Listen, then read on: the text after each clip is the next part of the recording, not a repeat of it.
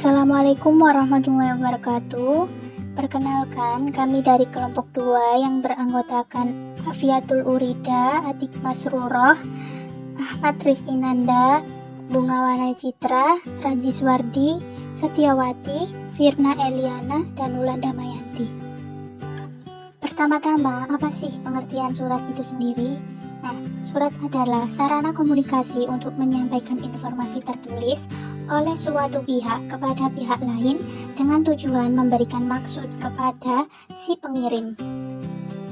Selanjutnya, pengertian dari surat pribadi. Nah, surat pribadi adalah bersifat private atau hanya diajukan untuk keperluan pribadi seseorang, misalnya menyapa sahabat lama atau keluarga.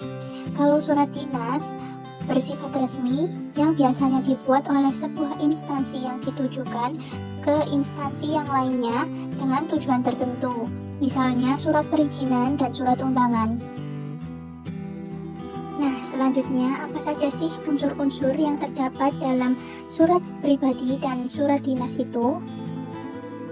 Unsur-unsur yang terdapat dalam surat pribadi. Yang pertama, ada alamat dan tanggal surat. Yang kedua, salam pembuka. Yang ketiga, kalimat pembuka paragraf. Yang keempat, isi surat. Yang kelima, penutup surat. Yang keenam, salam akhir. Yang ketujuh, nama dan tanda tangan. Unsur-unsur yang terdapat dalam surat dinas antara lain yaitu 1. Kop surat, 2. Nomor surat, yang ketiga tanggal surat, yang keempat lampiran, yang kelima perihal, yang keenam alamat surat, yang ketujuh salam pembuka, yang kedelapan isi surat, yang kesembilan paragraf penutup, yang kesepuluh nama dan tanda tangan pihak yang memperkuat surat, yang ke-11 nama dan tanda tangan penulis surat.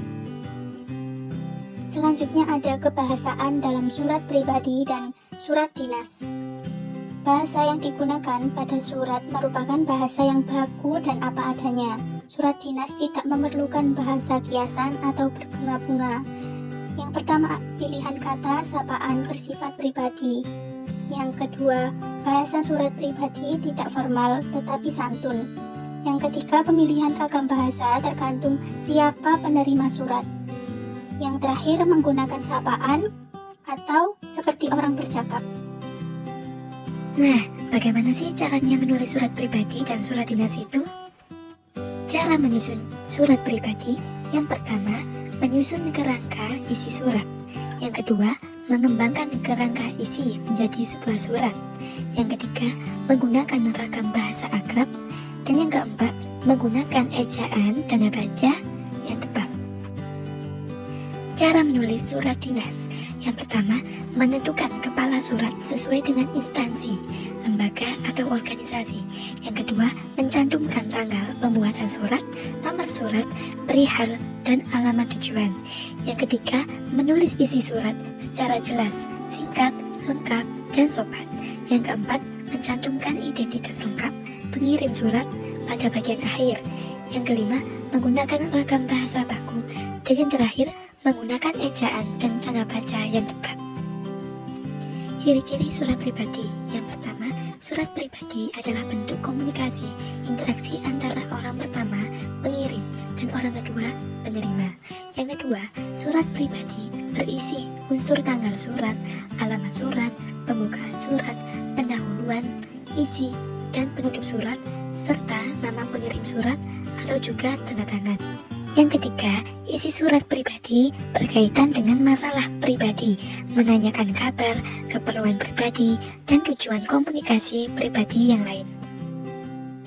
Ciri-ciri surat dinas. Yang pertama, surat dinas hanya boleh ditulis oleh sebuah instansi kepada instansi lain atau individu.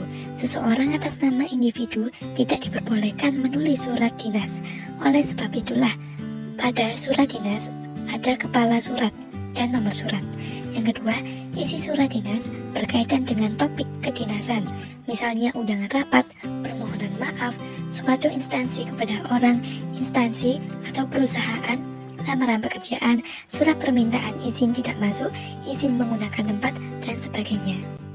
Nah, ini adalah contoh dari surat dinas yang harus kita perhatikan dalam menulis surat dinas. Yang pertama, kita harus memperhatikan kop surat, yang kedua nomor surat, yang ketiga tanggal surat, yang keempat lampiran, yang kelima perihal, yang keenam alamat surat, yang ketujuh salam pembuka, yang kedelapan isi surat, yang kesembilan paragraf penutup, dan yang terakhir nama dan tanda tangan pihak yang memperkuat surat atau nama dan tanda tangan pihak yang menerima surat.